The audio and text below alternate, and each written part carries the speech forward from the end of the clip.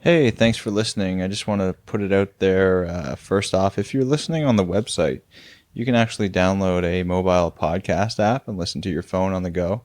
It's mostly what I do for other podcasts. The app I use is called Stitcher. It's free. There's a couple advertisements, but it's not too bad. Apple also has their own podcast app. The Overcast is another good one that I've used before. Other than that, no more housekeeping.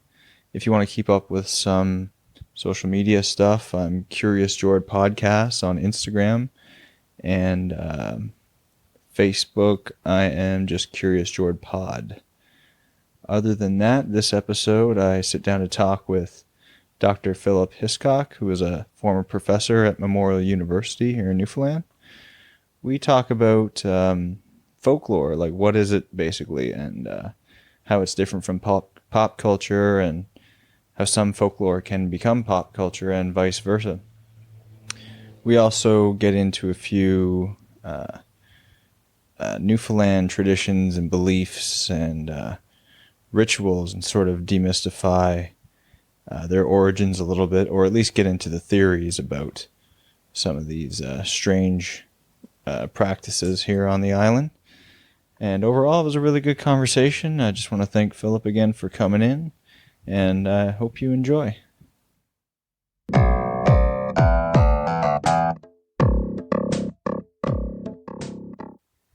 Cool. All right, I'm here with Dr. Philip Hiscock. You were a professor at MUN. Yes. For how long? Well, I worked at MUN for the best part of 40 years, but I wasn't a professor all that time. I was an archivist for the first 21 years. And then the last, I have to do the arithmetic now, I can't remember, 17 or 18 years anyway, I was on faculty. And I retired just over a year ago. I retired on my 65th birthday in September 2017. Congratulations. Well, thank you. So we're here today to talk about Newfoundland folklore. Just before we dive into it, can you sort of give me your definition of what folklore is and what that would encompass? Well, people have different definitions, and they're kind of school book definitions that I could bore you and your listeners with. But I'm not going to do that. For a long time, I taught my students, and I worked from the idea that what folklore is informal culture, informal knowledge, informal things that we do. And by that, the informal part is really important. In other words, it's not formal culture. Informal culture, then, is the stuff that is, taught in schools or used for commercial purposes or whatever. The stuff that's codified somewhere. Informal culture, folklore, is the stuff that varies, and it's used by ordinary people for different purposes. And you tell a joke, well, that's informal culture.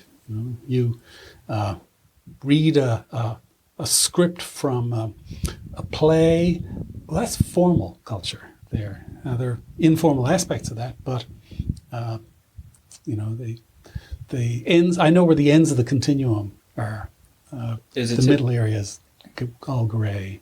Is it typically more oral history? Can be oral. It's primarily oral, I guess. It's not all oral history in the sense that people usually use that term. But lots of things, folklorists like to make a distinction regularly between the tangible and the intangible. And both of those can have aspects that are interesting to the folklorist. Okay. I started to say both of those things can be folklore. Well, that's a trippy, it's a thing to trip you up to say that. But there's certainly folkloric aspects to, say, I don't know, the fence you built this summer around your house, or the color scheme that you used in painting the kitchen and the counter and all those sorts of things. Well, those are in some ways tangible, and at the same time, there's certainly folkloric aspects too. I don't know, the story that and you're not sure that your sisters know about how your parents met, or something like that. And that's intangible. And that's oral history, that thing. But then, you may have nicknames for all the different kinds of kids that were in your high school. not nicknames for the individuals, but for the groups. Although the individuals just as much, those nicknames are folklore. And again, that's intangible. So there's a huge array of stuff that is folklore, that is thought of as folklore by folklorists. So it almost seems like there would be some sort of like controversy or debate over where those edges blur, where it falls into folklore. Yes, there could be if people were kind of pole up the hole about it. But most folklorists aren't. They're pretty loose about these things while keeping the edges in mind. Most folklorists will very quickly tell you what the difference is between popular culture and folklore. On the other hand, they're very interested in popular culture because popular culture is often where folklore. It's part of a. One of my teachers was Peter Narvaez. He talked about the folklore popular culture continuum, and in some ways, it's a dynamic continuum, a kind of a circle, in the sense that both feed into the other. Each one feeds into the other, and so popular culture is largely a force that invents or that produces or gives resource to folklore, and it's also a product of folklore. If you look at, say, I don't know, rock and roll music, that came out of folk musics, several different kinds. And on the other hand, the songs that get sung at song nights in a bar, traditional folk songs, often they were the product of earlier periods of popular culture. So folklorists understand the difference between popular culture and folklore. Many folklorists see themselves just as much popular culturists as they are folklorists. Yeah. But they don't get hung up on the border. Yeah. So we're in Newfoundland, and Newfoundland seems to me like I've never heard a discussion about folklore so intense as when I'm in Newfoundland and people are talking about traditions and beliefs, and it seems like Newfoundland's a pretty rich place for folklore in general. Why do you think that is, if that is the case? Sure, it's the case, yeah. But there's nothing kind of intrinsic about Newfoundland folklore that makes it the case. Instead, it's something that a long time ago, 125 years ago, people were coming to Newfoundland and saying, "Oh my God, the folklore here! This is great!" and writing articles for the Journal of American Folklore in the United States, big newspapers and stuff. And Newfoundlanders were aware that their ordinary day-to-day culture was seen as somehow exotic. So even over a century ago, there was a sense by Newfoundlanders that there was something special here in the language, in the customs, in the songs, in the beliefs. And that's carried on. That's been a kind of unbroken awareness. So there's a self-consciousness of folklore in Newfoundland, and a pride that goes with that, a perfectly well-founded pride in that has led, I think, to a kind of snowball effect of production of popular culture elements of folklore. So today we have a very, very rich popular culture of folklore, where people, have careers performing folk songs and inventing new folk songs to perform, and those songs becoming folk songs, which didn't really exist in any large numbers anyway, 60 or 80 or 100 years ago. That just keeps on going. So Newfoundland has a love in its culture, its general culture, a love of local culture, and an awareness that local culture is often very separate from other outside cultures, or the so-called hegemonic culture of North America, Hollywood and so on. They have that awareness, and they also have an awareness that audiences like to hear that productive element in culture.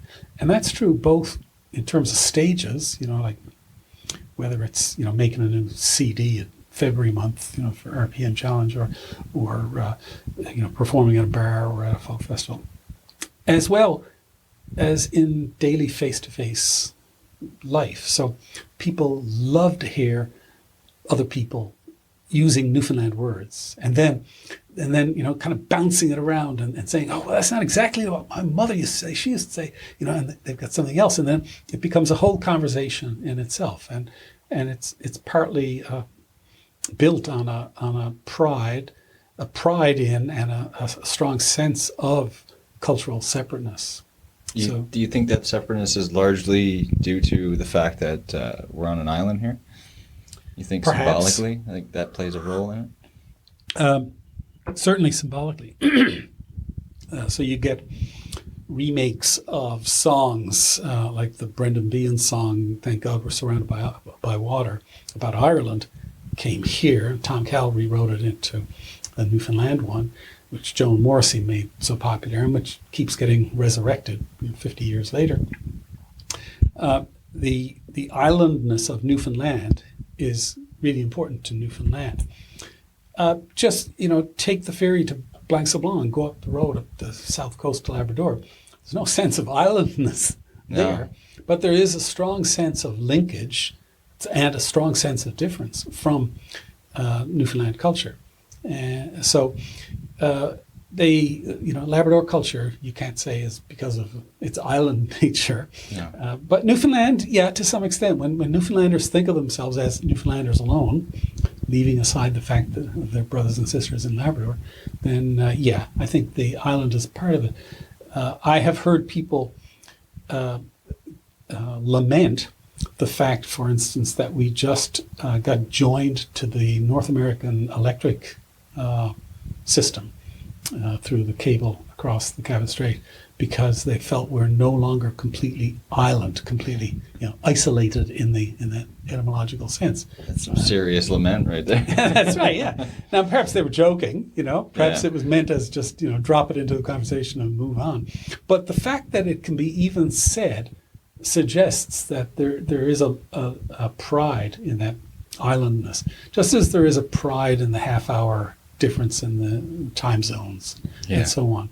So I think that's part of it. But historically, that's probably not a very big thing. Although isolation from North American culture, I think, is certainly part historically of why Newfoundland culture evolved separately from North American culture.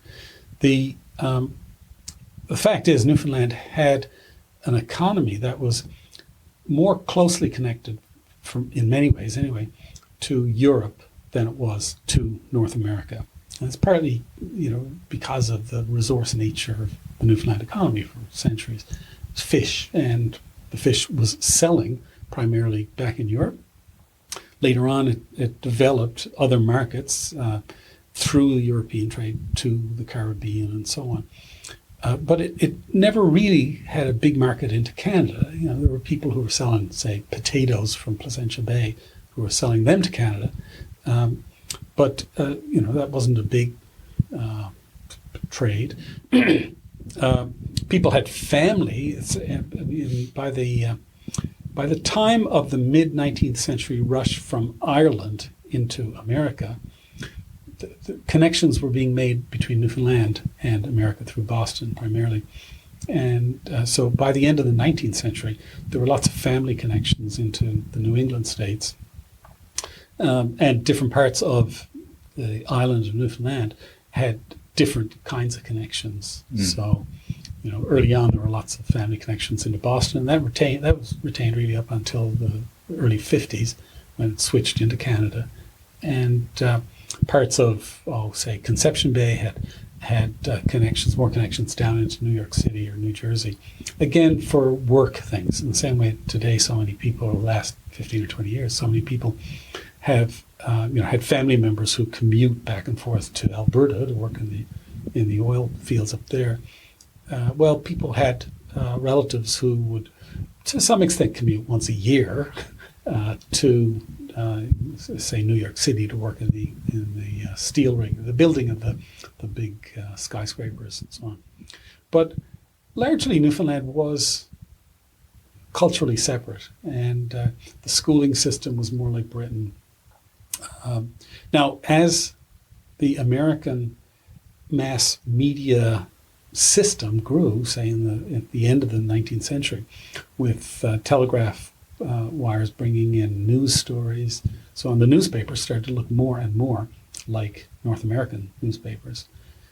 But, on the other hand, things retained, and kids going to school here until, say, the 1960s were far more like kids going to school in Britain than those in the United States or Canada.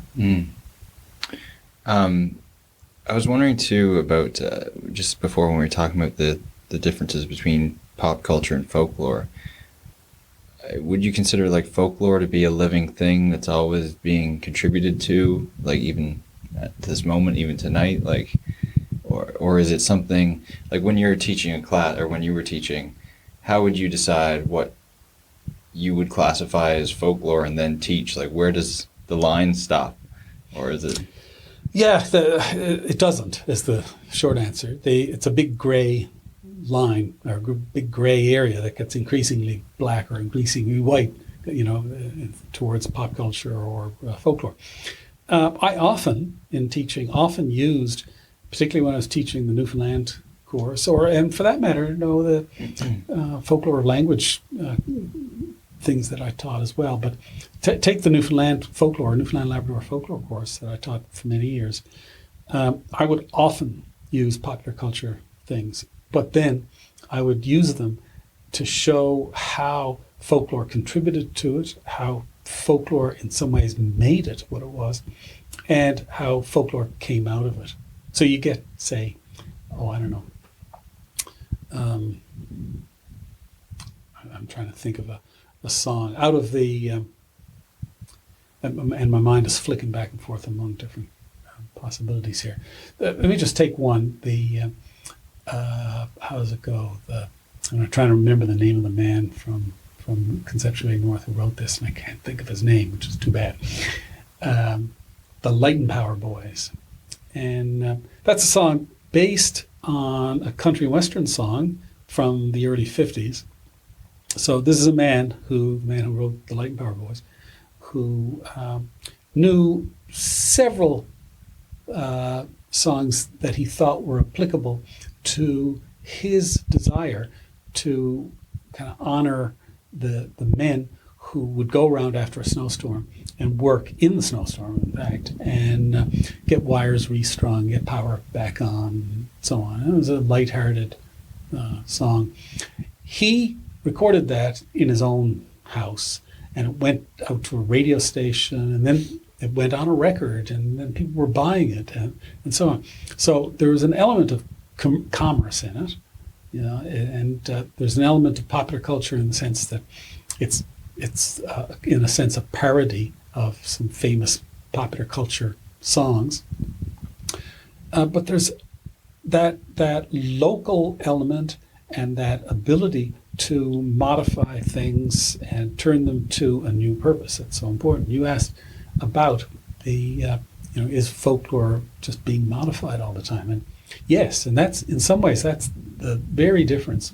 Well, I shouldn't say it's the very difference. It's one of the important differences between popular culture and folklore, in that popular culture items tend to be crystallized. They, if you're a musician, you're just dying to produce the best recording. It might be take 43 or something, but God damn it, you got it, and you've locked it down, and then you've sent it to Spotify because you've got an agreement with Spotify, and they take that one recording, and that's the one they sell to people, over and over and over again. So if I then say, hey, I heard Jord just recorded this great song, I'm going to, try to get that, and I go to Spotify and I get it, or I download it from iTunes or whatever, that's the one I get. And likewise, your cousin in Albania and, your sister-in-law somewhere else and so on.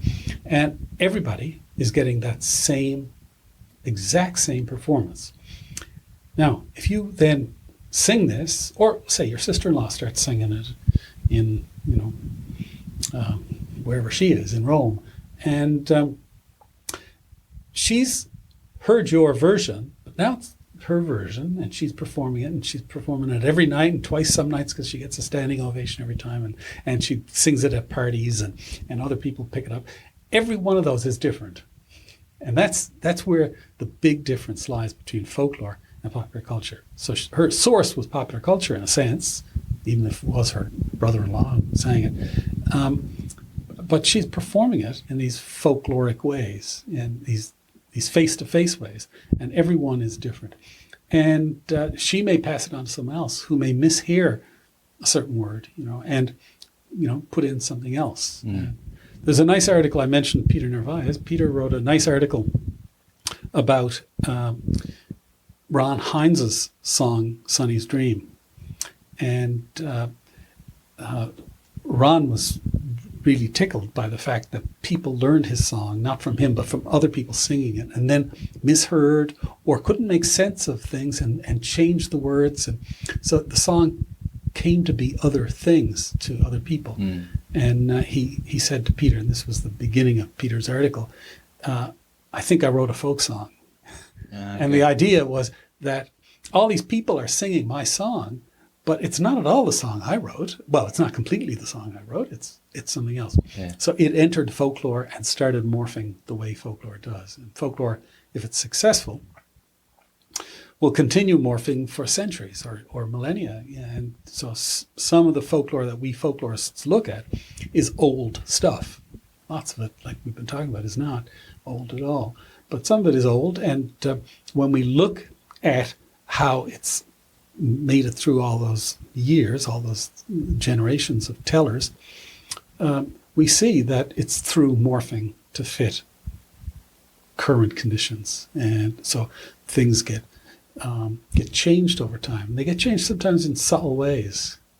I did work nearly 20 years ago on a legend, a folk legend, historical folk legend from Conception Bay that says that the earliest European settlers, certainly the earliest European baby born in Newfoundland, was to a woman named Sheila, who was a princess, an Irish princess. Was this in Cupid's? Well, yeah, it was based in Cupid's, and she was said to live further down the shore in Bristol's Hope, what's now Bristol's Hope, Mosquito. And the connections to Cupid's are very, very strong. So that story has only been around for less than 100 years. And so there seems to be no historical evidence that the people involved, Princess Sheila and her husband, Gilbert Pike, that they ever really existed. However, when we look at the story and how it's told through the 4 or 5 generations in the 100 years that it's been around, we see that it has different hooks for different generations.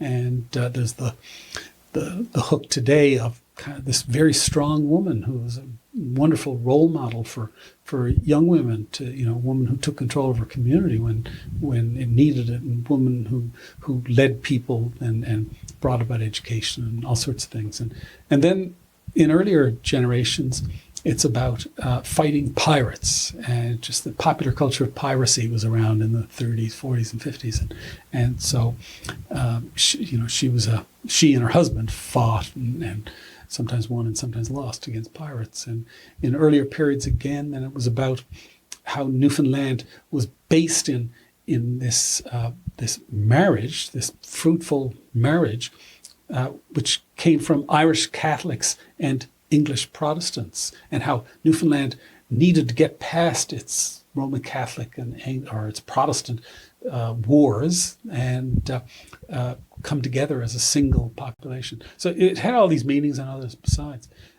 It's the same in quotation marks, the same story, but it means different things in different times. And that's so typical of folklore, that in different contexts, it changes. It changes its meaning.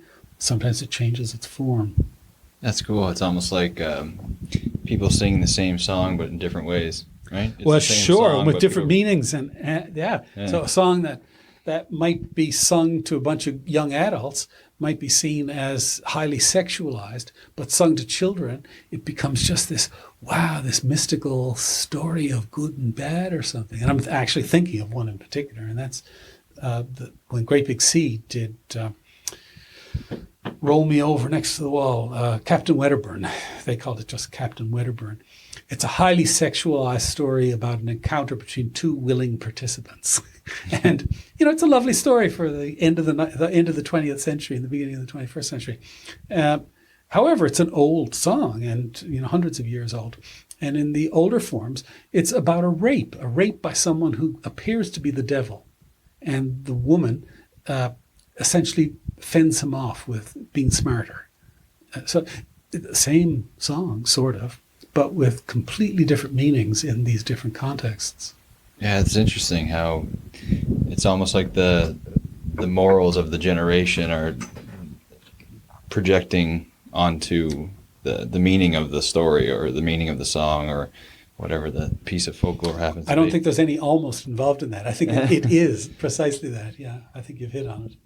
I want to focus in on a couple Newfoundland things that have just always miffed me, and perhaps others. I don't know if you have any specific details or origin stories for each of these things, but I'd like to see if you do.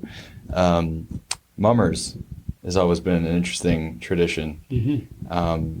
For anyone who doesn't know, basically around Christmas time, in certain communities, your neighbors will dress up in whatever they can find, essentially, to disguise their identity, and then they'll go house to house, usually playing music and dancing, and you'll offer them a drink, and it's all merry and very festive. That's pretty much the gist of it, right? That's a gist of it, I think. Yes, okay. That's right. Yeah. So what are the origins of that, or the ongoing significance of it? Well, I'll try to do both those things because they're interrelated. The origins are murky. Okay.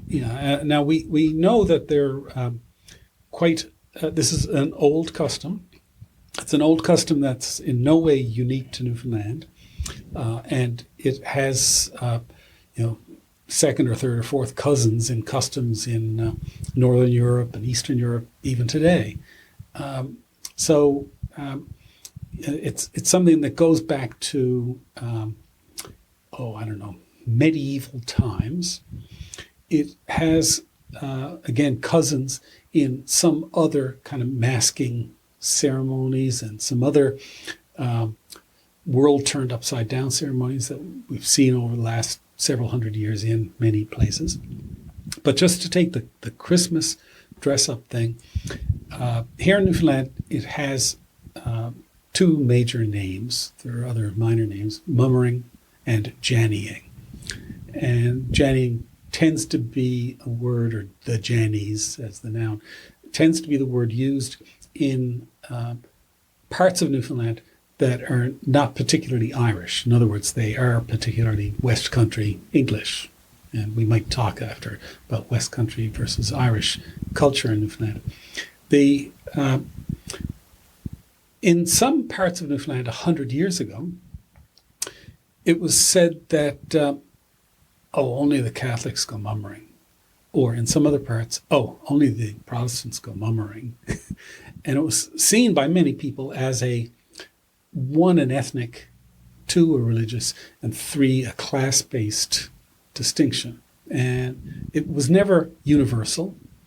When in 1861, so that's 150 years ago, almost 160 years ago,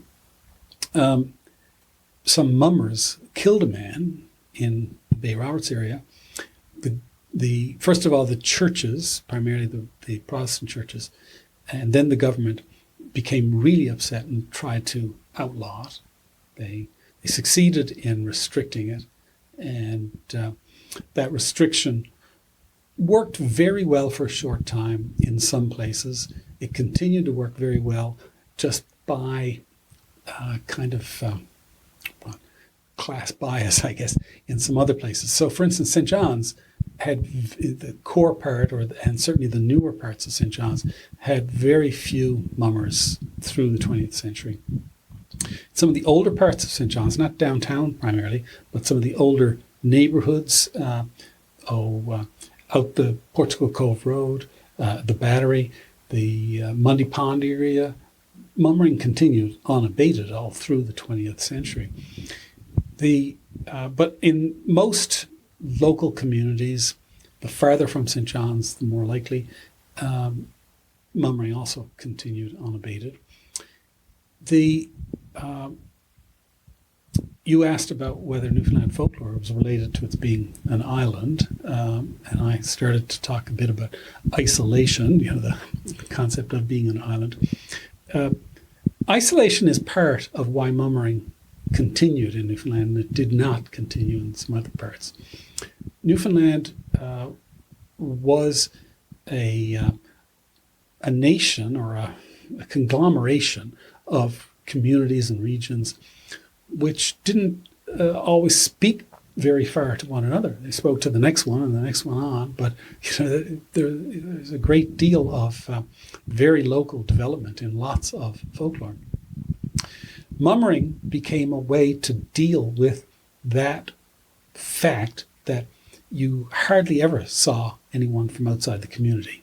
And one of the reasons why mummering declined when it did so precipitously in the second half of the 20th century is because transportation became very easy. So you couldn't count on the fact, if you opened your door, that you did in fact know someone who was coming in that door. They might have just driven 60 miles from somewhere else and you've got no idea who they are. And people became kind of freaked out by that. In some ways, that's part of the excitement of it now in the 21st century for people. They have a sense that these really could be strangers. So in the 1960s and 70s, there was quite a bit written by academics about how the mummer represented the stranger in a kind of very general sense. And mummers certainly did do things. They'd be asked questions, in an effort to try to find out who they were. Where did you come from? And I came from the North Pole. And they'd say things like that in that kind of a voice, with totally disguise their voice. So that sense of stranger certainly was there, and certain parts of Newfoundland had a stronger sense of the folklore of the stranger than others. So in Conception Bay, that wasn't a particularly strong feature. But if you go up the northwest coast, then the stranger, the runaway, this was a real concept in people's minds. People who were not to be necessarily trusted. So mummering was just why it existed, what its origins in Newfoundland culture were, has been argued about and discussed and examined by many people. One anthropologist in the early 1980s came up with a very reasonable explanation, though I know it's not a universal one, but it certainly worked in the communities that he was familiar with, and I don't think it was universal there either. But he said that people used mummering as a way to reestablish working relationships, economic relationships with other people, particularly men with other men to fish with in the following spring. And so to rebuild fishing crews on boats or to break them. And so mummering was a way of I don't want to say it was some kind of social steam valve, but it was a way of expressing aggression or a way of moving people out of your circle rather than into your circle.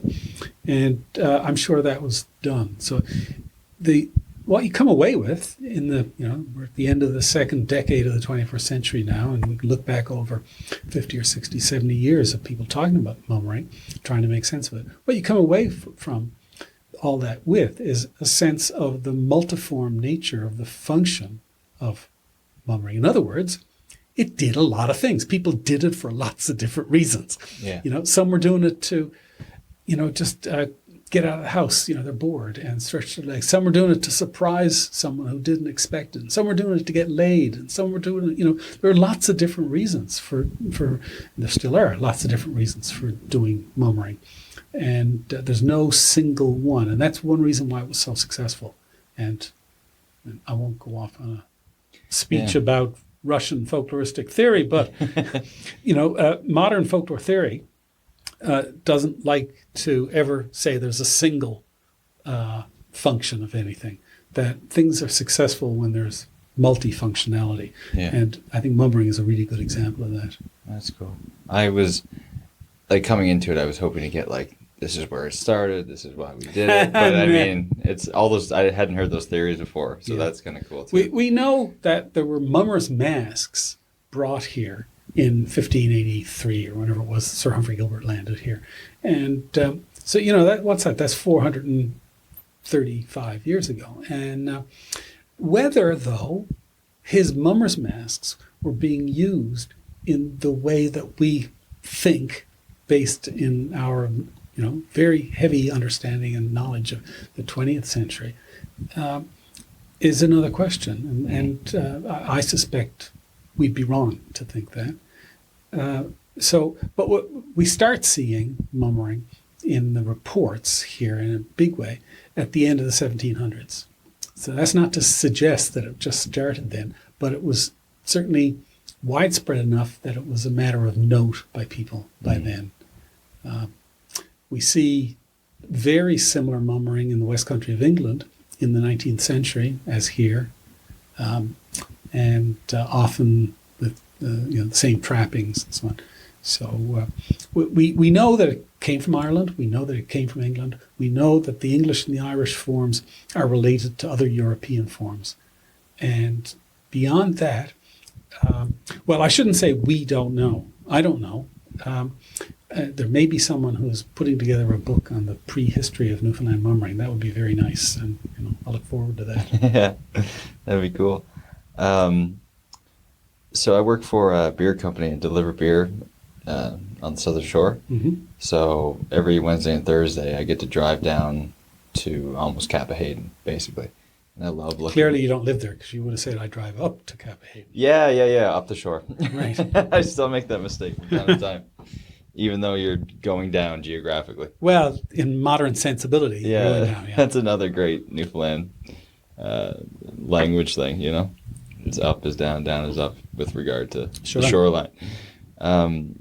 And I know there's a traditional stories about fairies and stuff down that way.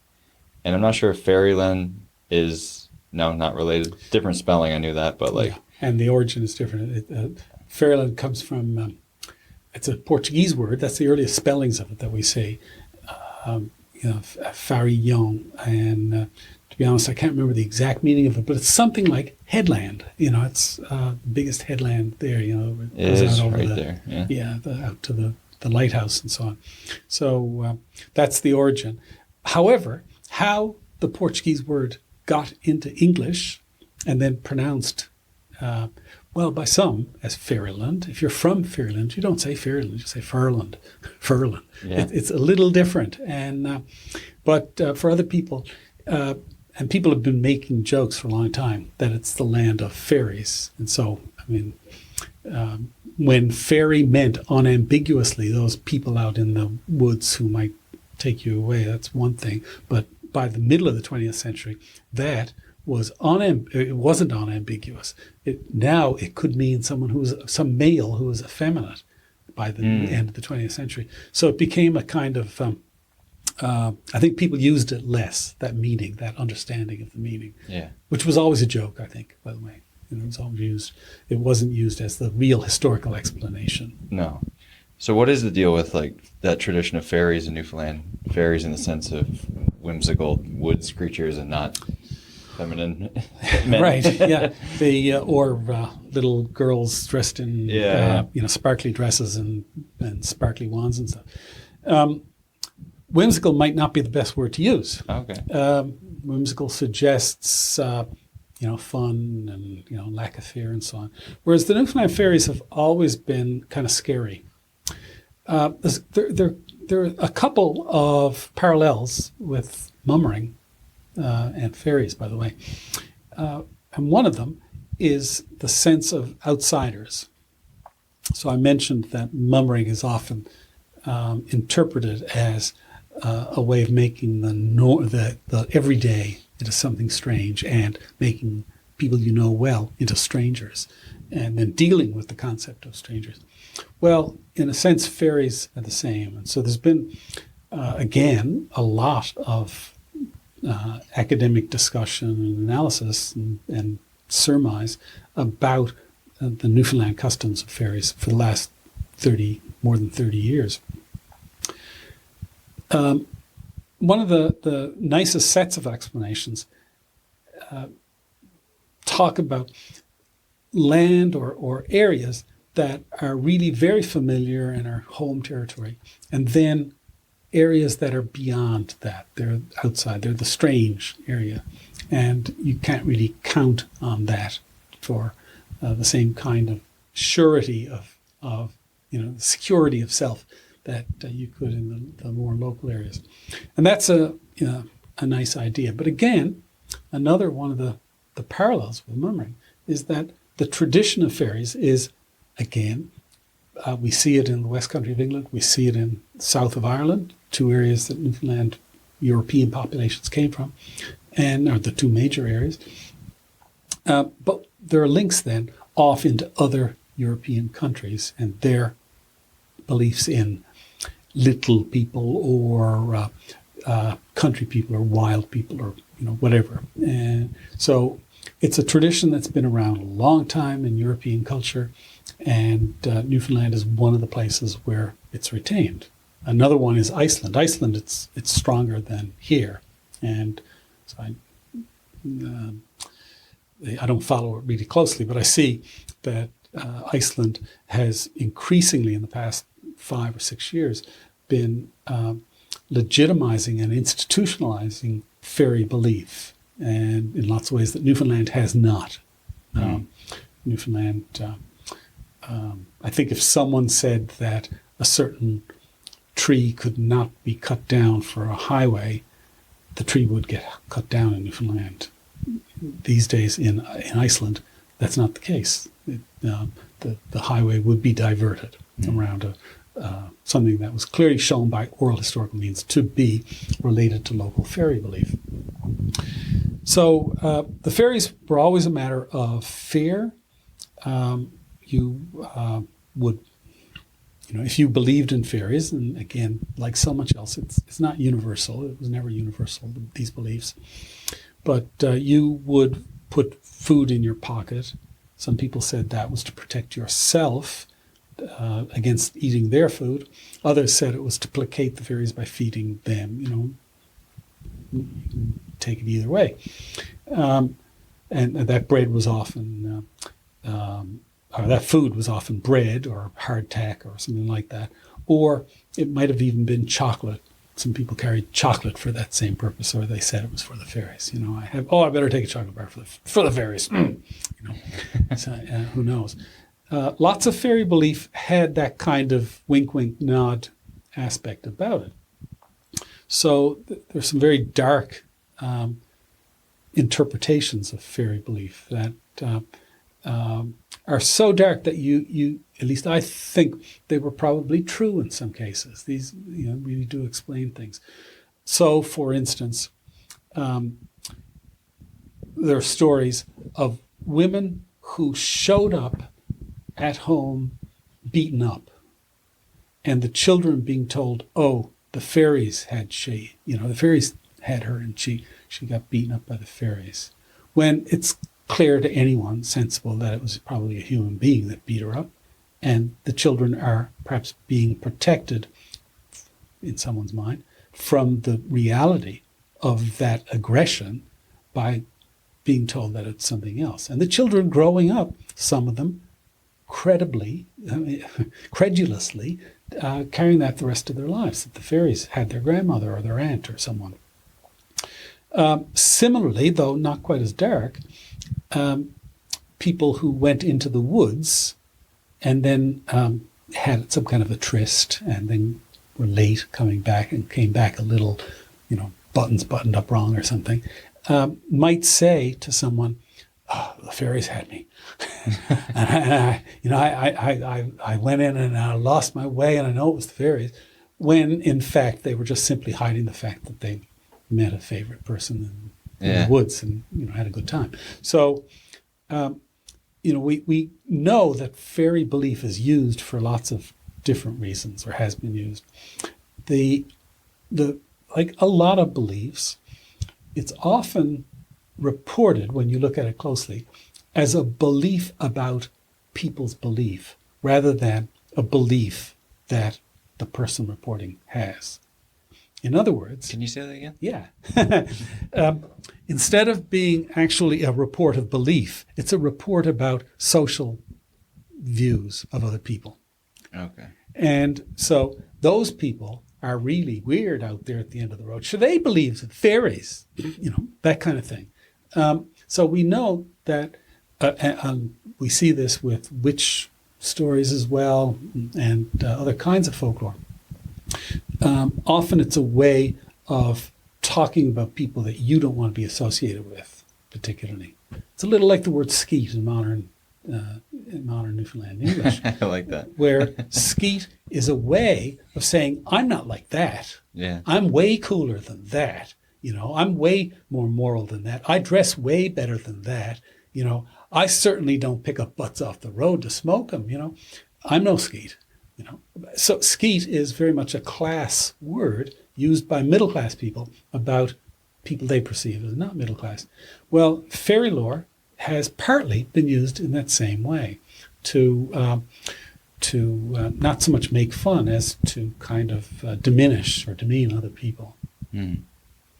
I never knew that, because I always, with the stories and stuff, or like knowing that there was a fairy tradition, I just assumed like sort of popular media version of a fairy, or like you said earlier, like a little girl with a wand and the glitter and that kind of thing. But, right, and that's sort of typical of the Disneyfication of folklore in a lot of ways, that they take real adult folklore, which often deals with adult themes and real problems for adults, and turn them into childish things that really are expurgated from all those adult themes.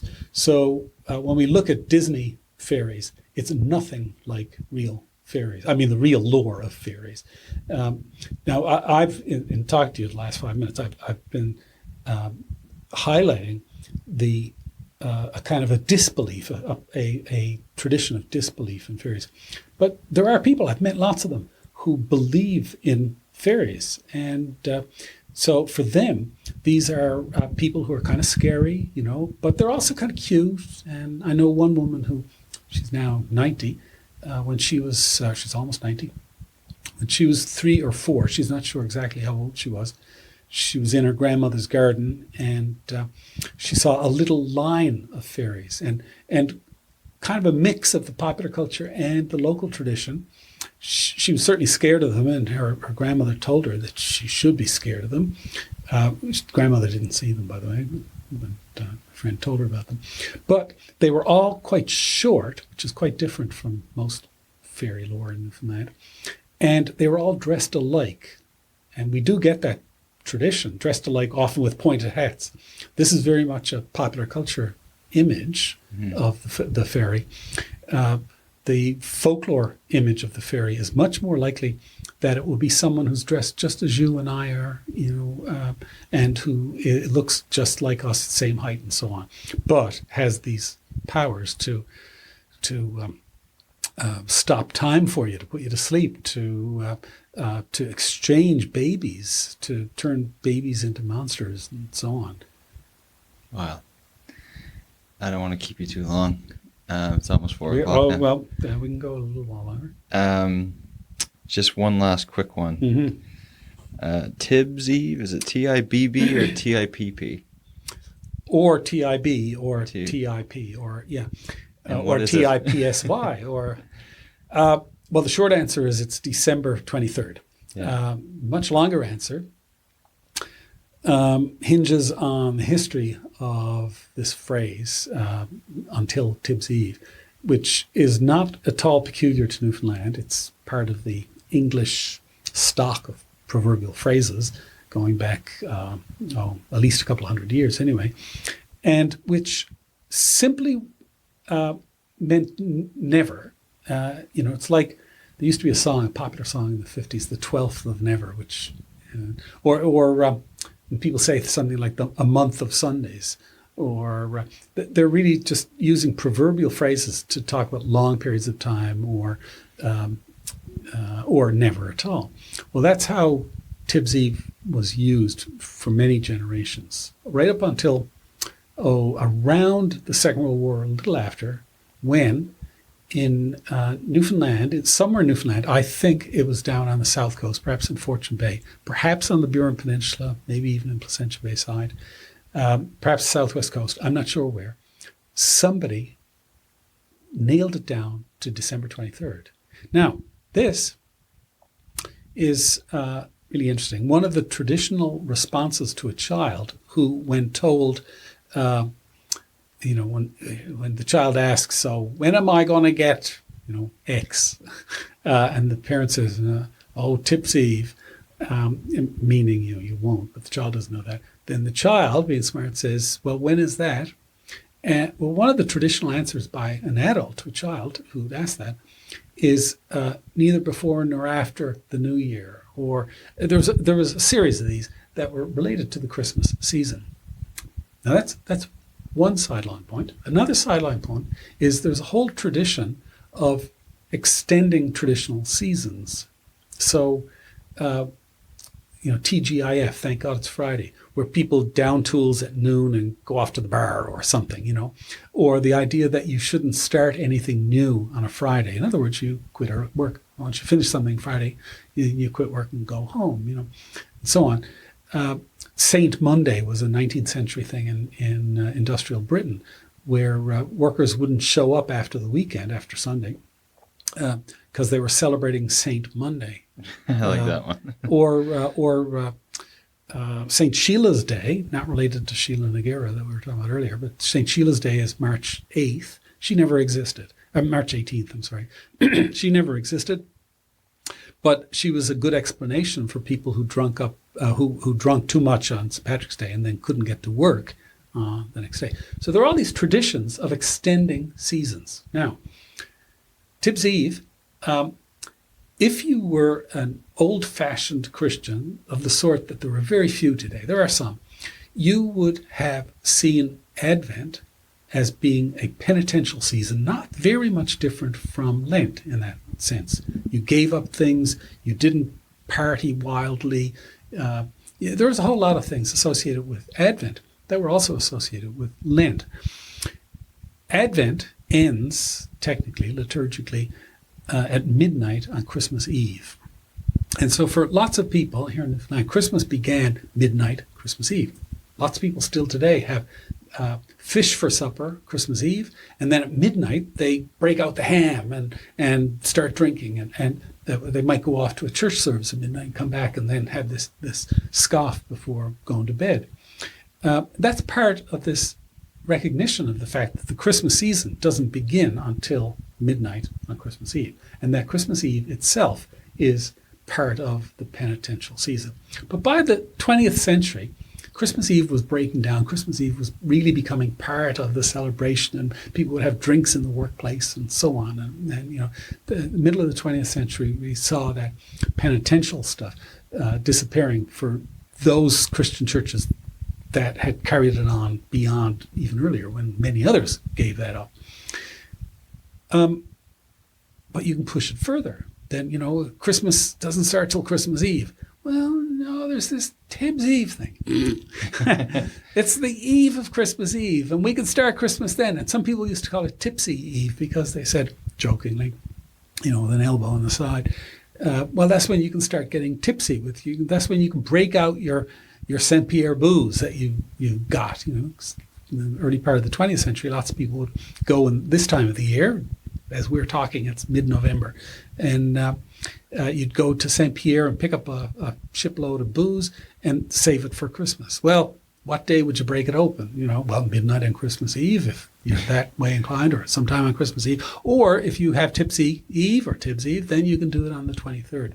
So that's where Tibbs Eve came from. That's the back route, the back story of Christmas Eve, or of Tibbs Eve, I'm sorry. It really was a South Coast thing through, say, the 50s and 60s. In the 70s, it started being seen on the west coast of Newfoundland. So I've seen reports from Steveville and Corner Brook among families that came from the south coast, generally Fortune Bay through the southwest coast over to, say, Port aux Basques. Families came from there up the west coast, brought it with them. And then starting in the 1990s, just 20 years ago, then we started seeing it here in St. John's. And it caught on really wildly here in St. John's. So I know of several people who regularly hold Tibbs Eve parties, and there are regular Tibbs Eve. You can see I flick back and forth. You started by saying, is it Tibbs Eve or Tibbs Eve? Yeah. I go back and forth. There are regular get-togethers on December 23rd in various bars downtown St. John's. By the way, I didn't explain to you why Tibbs Eve, the original proverb, was a bit of a joke. Tib was a name in, say, 400 years ago or 500 years ago. Tib was a name given to female cats. Now, this is before the days of veterinarian, being able to cut a cat open and fix her, or as a friend might say, break her. So, if you had a female cat, then you were going to have kittens. And if you had a female cat, you had a cat that was fairly promiscuous. She was out, being sniffed and sniffing around herself, looking for men, tomcats to get together with. So it was seen as a name that transferred to a young girl indicated promiscuity. So it was a big joke. And there are plays during the Restoration period that have a character named Tib, and clearly it's the case that when Tib comes on, the audience laughs. Oh, here comes Tib! Oh, ho, ho, ho! Because they think, oh, well, she's looking to get a bit now soon, and that's the story is about to turn. And so the idea that there be a Tibbs Eve was kind of, caught then, because that suggests there's a Saint Tib, when everybody knows that every Tib in the the folk mind was a loose woman of some sort. And so the idea that there'd be a Tibbs Eve was a big joke for adults. That would go over the heads of kids. Yeah, that's cool. Well, thanks so much for demystifying a few of those. Well, you're welcome. Great, man. Thanks for coming in again. No problem.